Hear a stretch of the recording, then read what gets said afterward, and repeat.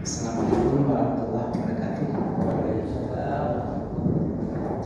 Innal hamdalillah nahmaduhu wa nasta'inuhu wa nastaghfiruhu wa nasta'in. Wa na'udzu billahi min shururi anfusina wa min sayyiati a'malina. Man yahdihillahu fala mudilla lahu wa man yudlil fala hadiya lahu.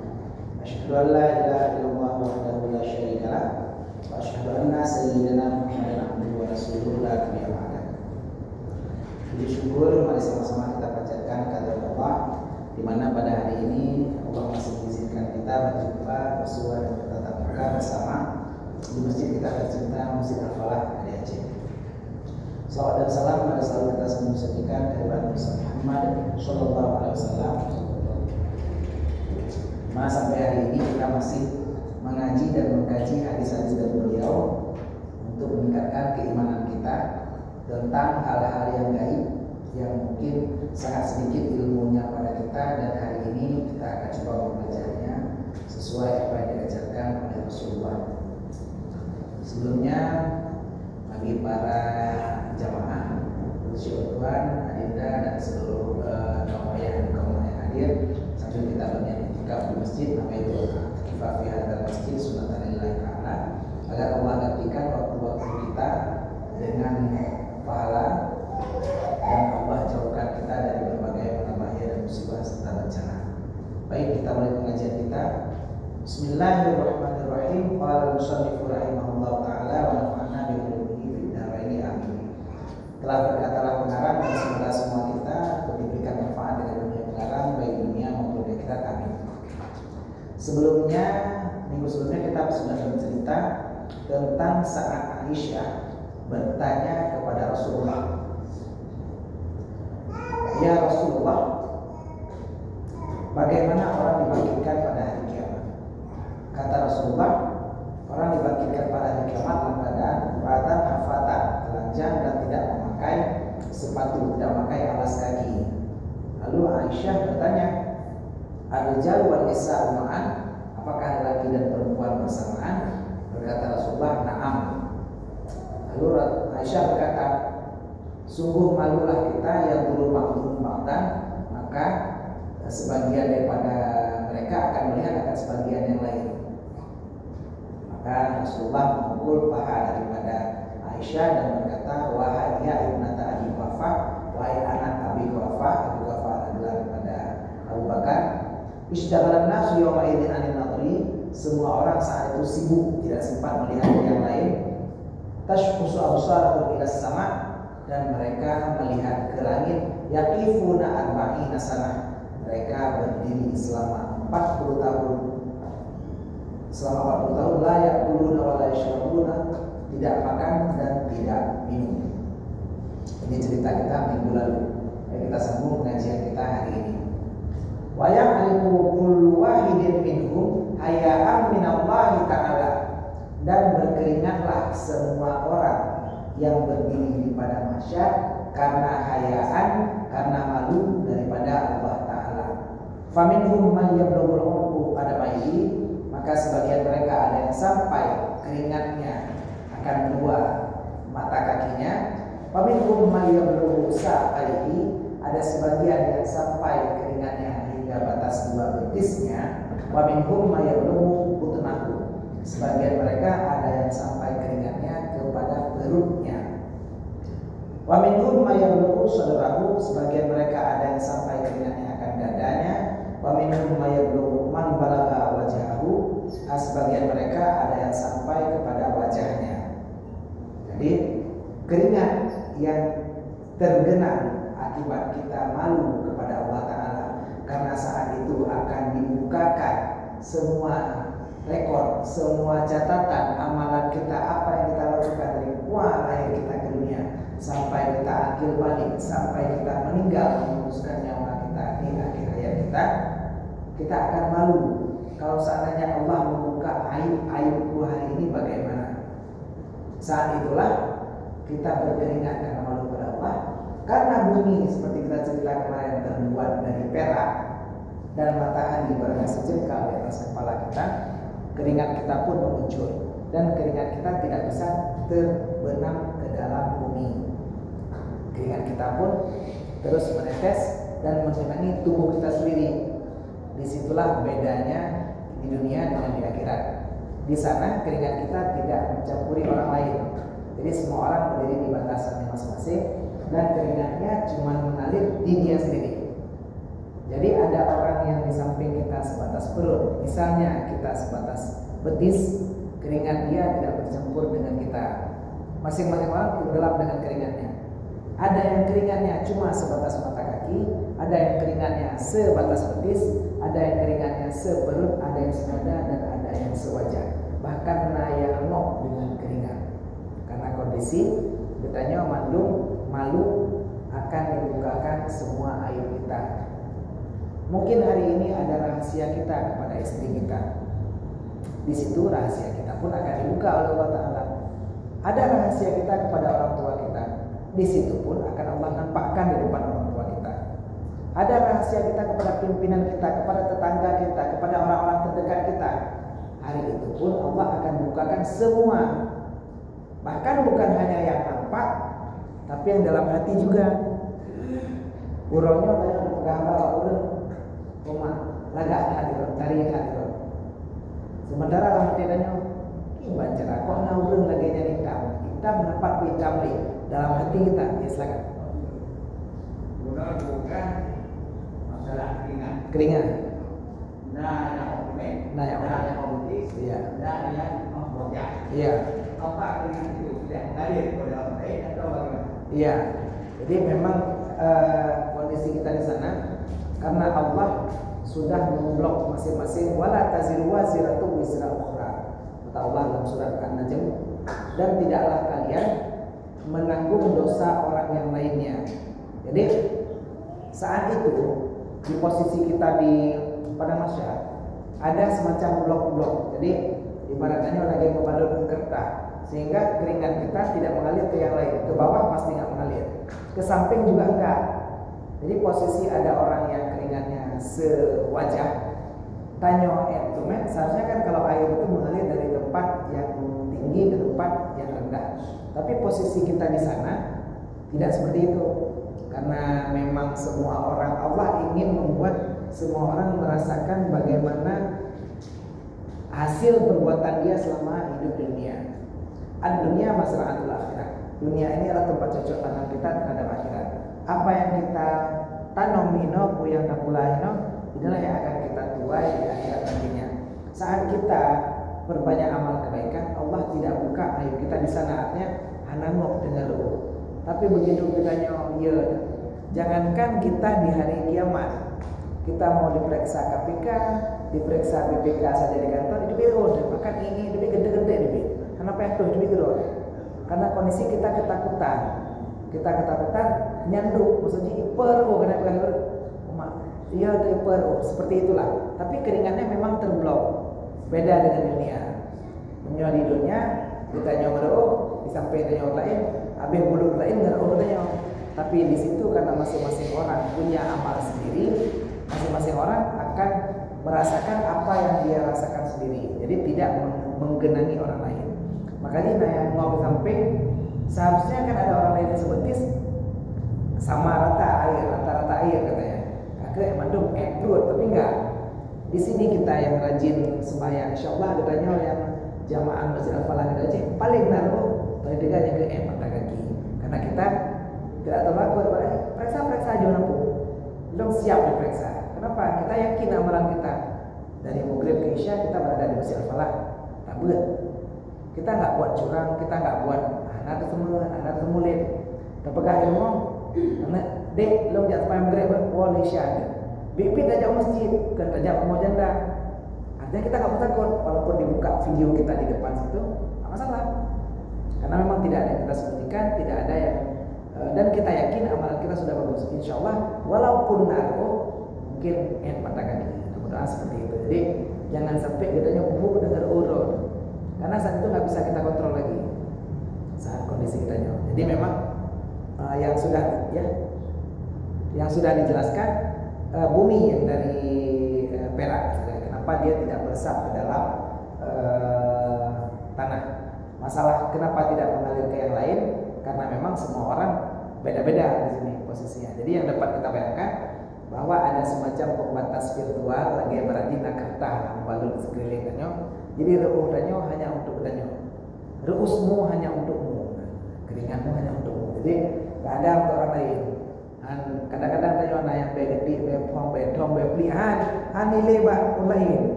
Karena memang ya tanyo yang bepli ada yang kali pakai Rexona tak berulang lagi yang kurang lebih itulah. Masing-masing orang punya kadarnya masing-masing. Ya, silakan ya. Untuk beberapa mantum kitanya merasakan kecuali ada mantum yang merasakannya. Ya. Punya Amin. rumit, mau besar, mau dada, mau kaku dan makan mau hidup. Iya. Kecuali pada golongan atau kelompok yang dilindungi Allah. Iya. Yang kedua kelompoknya buku kelompoknya. Ya, betul. Luar biasa. Ayah Anda pertanyaan bagus sekali dan inilah yang akan dijelaskan ke depan. Insya Allah langsung kita baca.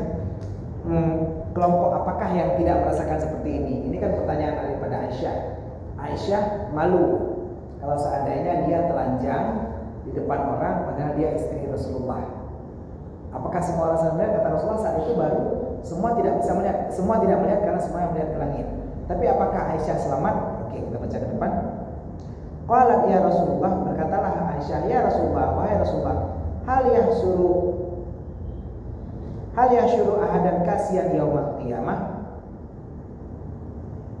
Adakah orang-orang yang dibangkitkan dalam keadaan selamat di hari kiamat? Orang lain dibangkitkan gelun, semuanya terbenam dengan keringatnya sendiri. Pertanyaan dari ayah Anda adalah pertanyaan daripada Aisyah. Adakah orang yang selamat di hari kiamat dibangkitkan? Tidak seperti itu. Artinya dibangkitkan tersendiri, terpisah. Kasihan. Kata Rasulullah, qala alaihi salam, berkata Rasulullah SAW, ini jawaban daripada pertanyaan Anda tadi. Al-anbiya, yang dibangkitkan seperti itu, artinya tidak telanjang, tidak hana tapak kaki, adalah para nabi. Al-anbiya, nabi sikati 2 laksa 1020 betul. Nabi semuanya dibangkitkan tidak seperti itu. Siapa lagi? Wa ahluhum, dan keluarga mereka. Berarti termasuk Aisyah. Apakah ahlu ini masuk kepada keturunannya sampai Habib semua yang sekarang? Kita berdoa benar. Kita berdoa mudah-mudahan keturunan Rasulullah apakah termasuk Habib Rizik, termasuk sekarang keturunan Rasulullah apakah masuk semua? Insya Allah kita berdoa. Silakan. Iya, anak yang baru lahir meninggal apakah dia masuk ke dalam itu? La'ala shawab, iya dia masuk situ karena dia tidak dihisab. Mereka pertanyaan kemarin, anak-anak yang baru lahir meninggal ataupun yang umur 5 tahun, 6 tahun, 7 tahun di sebelumnya, di paragraf sebelumnya, mereka menunggu kita di surga. Artinya mereka tidak memulai proses ini. Pokoknya tidak sirat, tidak dihisab, tidak dihasyar, hanya merupakan katanya sampai kapan jumpanya. Dia menunggu kita dengan tabak. Yang cerita-cerita kemarin ada tabaknya, bawa gorengan, bawa buah, nunggu kita di pintu surga. Jadi anak-anak yang meninggal sebelum balik, mereka tidak melalui proses ini memang. Karena itu sudah diceritakan sebelumnya, mereka tidak punya dosa, sehingga tidak punya aib yang perlu dibongkar. Cerita siapa lagi selain keluarga Rasulullah, keluarga para nabi? Apakah kita bisa tanya kan Said, kan Habib, kan keturunan Rasulullah? Bisakah saya dapat seperti itu? Bisa. Ada lain. Wa siapa lagi? Wa shaimu Rajaba wa Sya'ban wa Ramadan. Dan yaitu siapa lagi? Yang Allah selamatkan tidak dinampakkan kemaluannya di situ, tidak dibuka malunya di situ. Orang-orang yang berpuasa Rajab, Sya'ban dan Ramadan. Alal wala'i wa kulli nasi jami'in. Di atas kaum, sementara orang-orang lain dan setiap orang semua saat itu sedang jahilin yauma izin ilal anbiya. Saat itu semuanya lapar kecuali para nabi dan ahli baitihi wa shaimi Rajab wa Sya'ban wa Ramadan. Dan orang-orang yang berpuasa Rajab, Sya'ban dan Ramadan. Tanya Hanarul puasa Rajab, Hanarul udah puasa puasa Sya'ban, naruh ada puasa Ramadan. Mudah-mudahan tanya termasuk orang yang dibangkitkan masih berpakaian, masih ada tapak kaki, naruh berulangnya. Inilah salah satu fadilah daripada kita berpuasa. Puasa Rajab, puasa Sya'ban, puasa Ramadan. Kenapa saat itu orang pada lapar semuanya? 40 tahun cerita kita kemarin. Semua lapar 40 tahun, kecuali kita tidak lapar. Li'annahum syubba'un la ju'a bihim wa la atsyun. Karena mereka itu kenyang, tidaklah lapar beserta mereka dan tidaklah haus. Jadi para jamaah Masjid Al-Falah di Aceh, insyaallah kita berdoa kiranya mandung ruh dalam shaim Rajab wa Sya'ban wa Ramadan, masuk dalam kelompok orang-orang yang berpuasa Rajab, Sya'ban dan Ramadan. Mudah-mudahan Allah tutupi aib kita. Apa doa kita? Allahumma astur uyubana wa amin auratana. Ya Allah, tutupkanlah aurat kami dan sembunyikanlah aib-aib kami. Kalaupun kami punya kesalahan, kalaupun kami punya aib, janganlah engkau bongkar di hadapan manusia lainnya. Minimal orang hidup pusatnya, pada tanya ngok sampai hidung, oh berarti berat ada syawal. Kita kan kadang-kadang orangnya kepo, kita kepengen lihat apa kesalahan orang lain. Apalagi tanya kan warga plus 62 tempat negara berflower, negara berkembang ya. Galak kan ada putra salah kok. Itu putra kejadian namanya. Nah kau yang lewat sangka kau lagi. Kita suka kali, kepo kali, kepengen tahu urusan orang lain. Apalagi dah kalau urut kamar sampai itu, tanya kan ada kayu itu syurga, banyak ketemu nih. Kalau biasa abangnya berat, masalah. Pur naruh curameng kampung. Kita bahkan kadang-kadang seperti itu. Nah makanya mudah-mudahan kalau kita puasa Rajab, Sya'ban, Ramadan dan kita masuk ke keluarga Rasulullah, insyaallah Allah tidak hasyarkan kita seperti itu. Dan seperti itu ayatnya, kalau bisa menjawab, berarti kita yang selamat beberapa kelompok ya orangnya itu orang berpuasa Rajab, Sya'ban dan Ramadan. Nah, ini habis hadisnya, baru sambungannya. Wa yuqalu, dan dikatakan, wa yuqalu ini bukan bagian dari hadis, tapi bagian dari pendapat ulama. Kalau bahasa kita qil, artinya perkataan urunkeun. Bisa jadi ini asar adalah pendapat sahabat, bisa jadi ini adalah pendapat para ulama. Yasuquhum bi ajma'ahum ila al-ardil mahsyari indal baitil maqdisi fi ardin yuqalu laha as-sahirah. Dan dikatakan, dikumpulkan mereka itu semua orang di padang mahsyar ilal ardil mahsyar, kepada bumi mahsyar. Semua orang kita dikumpulkan di bumi mahsyar indal baitil maqdis, di sisi baitul maqdis. Orangnya perang di Palestina. Ada yang mengatakan, ada pendapat padang mahsyar nantinya itu berada di baitul maqdis Palestina. Berarti yang enggak tanya untuk ada dibangkitkan posisinya di baitul maqdis. Ini salah satu pendapat. Nah yang pendapat ditanya dibangkitkan di dekat kuburan Rasulullah, di dekat Baqi.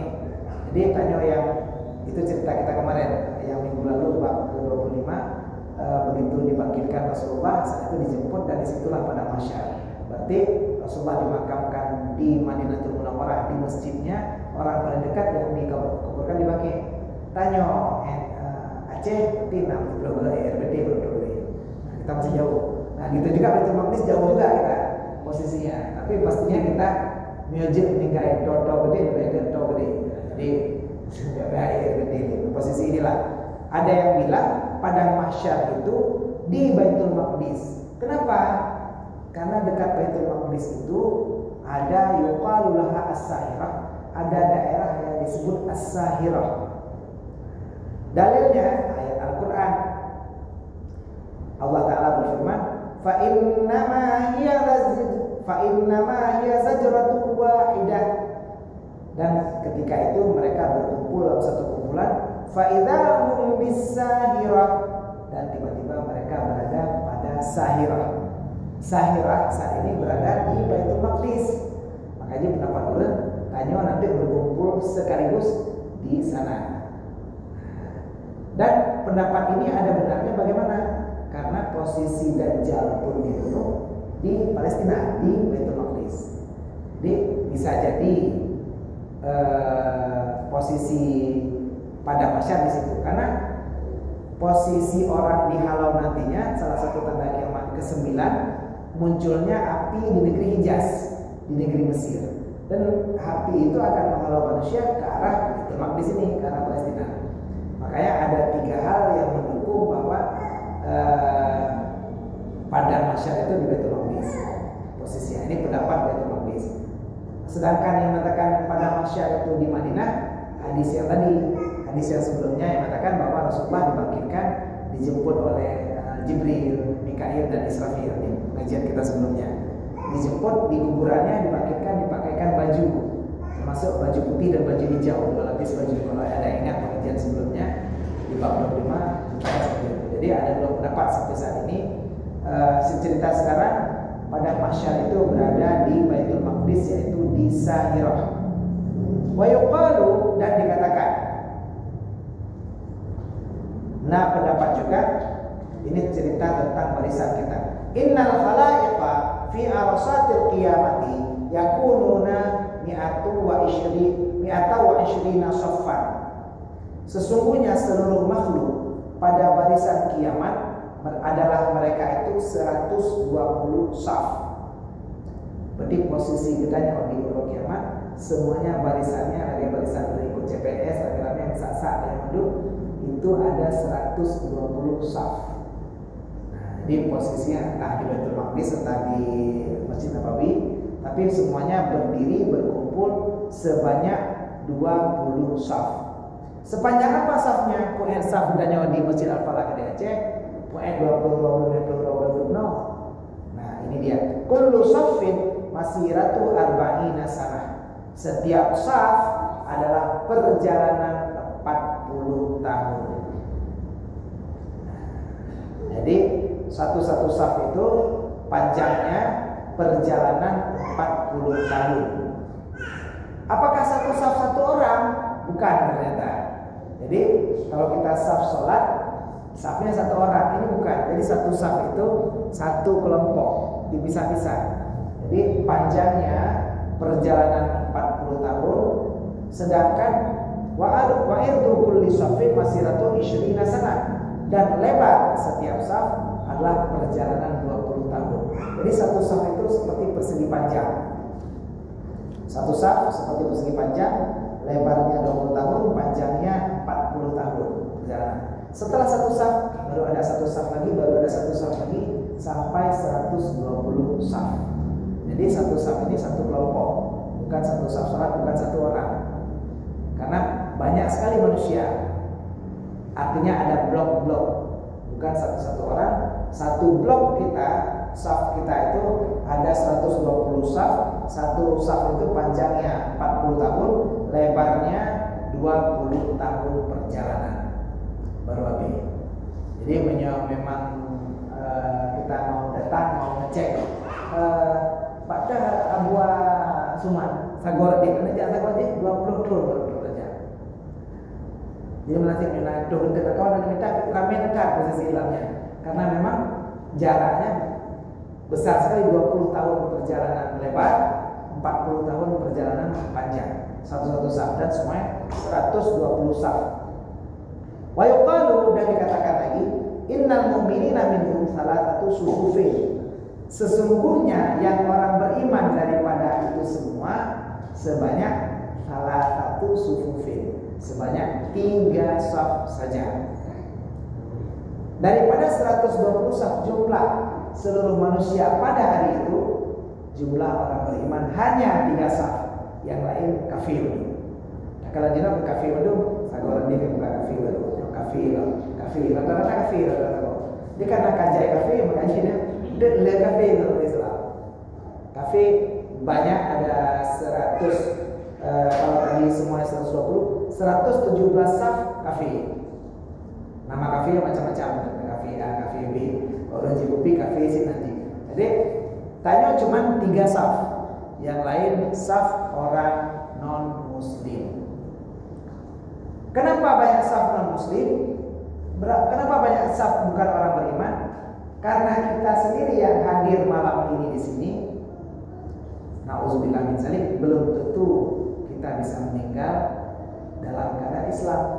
Allah berfirman, wala tamutunna illa wa antum muslimun. Janganlah kamu mati kecuali dalam keadaan Islam. Difirmankan dalam Al-Quran, yang baca Al-Quran orang Islam. Orang Islam hidup Islam, lahir Islam, tua lahir. Allahu Akbar, Allahu Akbar, diasangkan oleh ayahanda. Lahir Islam, disunat mengucap dengan asyhadu an la ilaha illallah wa asyhadu anna muhammadar rasulullah. Disunat Islam, mekawin, setelah bulan mekawin, kedua ucap kalimat syahadat. Asyhadu. Islamlah dia saat kawin. Setelah kawin berkeluarga, pergi sholat ke masjid Islam, puasa Islam. Kita melakukan mendidik anak secara Islam, SD, SMP, SMA, kuliah, kerja, semuanya Islam. Tapi apakah kita pasti mati dalam keadaan Islam? Ini yang ditakutkan. Saat Allah berfirman seperti itu, artinya ada sesuatu yang hebat dalam posisi kematian. Kita boleh hidup Islam, tapi belum tentu mati Islam. Buktinya 120 saf, semuanya cuma 3 saf orang yang beriman, yang lain bukan orang beriman.